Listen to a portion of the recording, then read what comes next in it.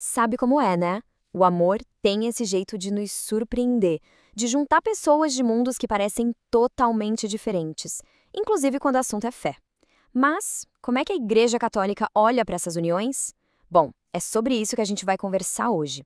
Vamos mergulhar no coração da doutrina católica para entender como ela procura unir corações que, à primeira vista, parecem seguir caminhos bem distintos. E essa pergunta, nossa, ela ecoa em muitas famílias por aí. No mundo onde as fronteiras estão cada vez mais fluídas, o coração nem sempre segue as mesmas linhas da fé. É exatamente essa realidade que a gente vai explorar agora, buscando a sabedoria e a orientação que a igreja oferece. Então, o nosso roteiro de hoje vai ser o seguinte. Primeiro, a gente fala sobre o amor no meio das diferenças. Depois, vamos definir uns termos que são super importantes. Aí a gente entra nos desafios, na orientação da igreja e, para fechar com chave de ouro, na missão incrível que existe dentro desses lares. Vamos nessa? Para começar, vamos partir de uma verdade que muita gente conhece de perto. O amor, ele floresce nos lugares mais inesperados, inclusive entre pessoas de crenças diferentes. E a igreja, ela não fecha os olhos para isso não, muito pelo contrário.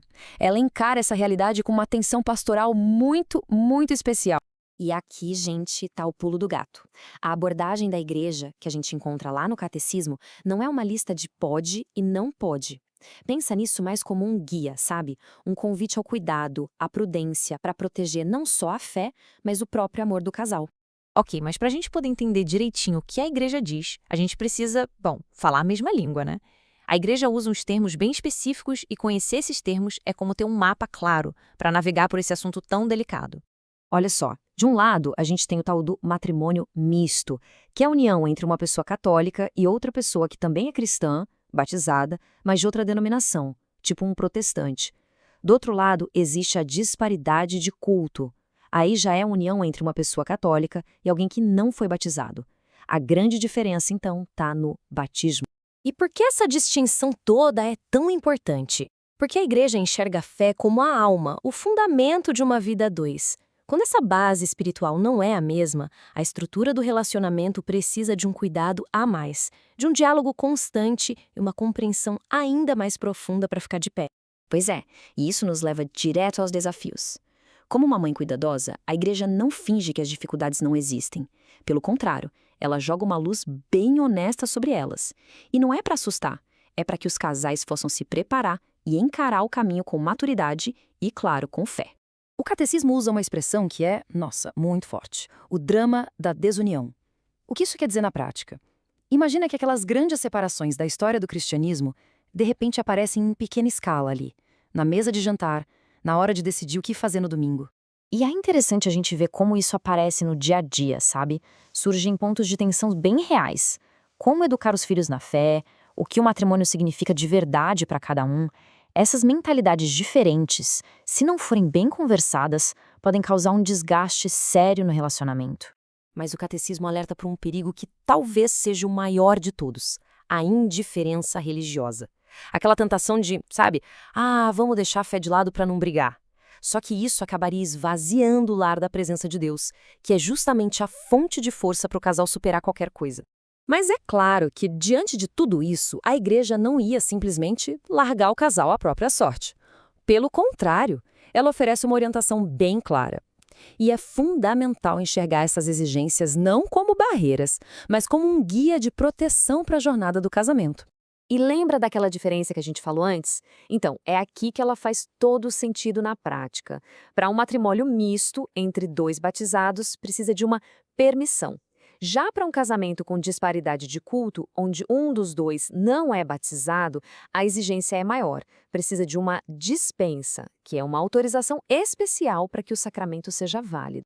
E junto com esses pedidos, vêm os compromissos bem claros para quem é católico. É um ato de sinceridade espiritual, sabe? Primeiro a pessoa confirma que vai se manter firme na própria fé, depois assume o compromisso de fazer todo o possível para batizar e educar os filhos na Igreja Católica.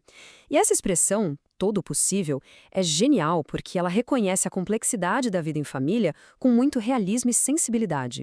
E agora, a gente chega na parte mais bonita, mais luminosa de toda essa conversa.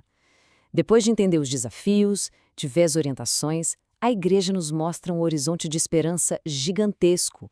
a missão de santificação que pode acontecer dentro desses lares. E este versículo de São Paulo, gente, é o coração de tudo. É uma promessa poderosa que nos diz uma coisa incrível. A fé de uma pessoa no casamento pode ter um efeito santificador sobre a outra. A graça de Deus simplesmente transborda. Tá, mas como é que isso funciona na vida real, no dia a dia? A pessoa católica é chamada para uma verdadeira vocação missionária dentro de casa. E isso não é sobre ficar pregando o tempo todo, mas sobre ser um sinal da graça, amar com uma paciência de herói, rezar sem parar pela outra pessoa e, o mais importante, preparar o caminho para uma possível conversão pelo simples poder do exemplo. E esse ponto é super importante para a gente entender a delicadeza da coisa.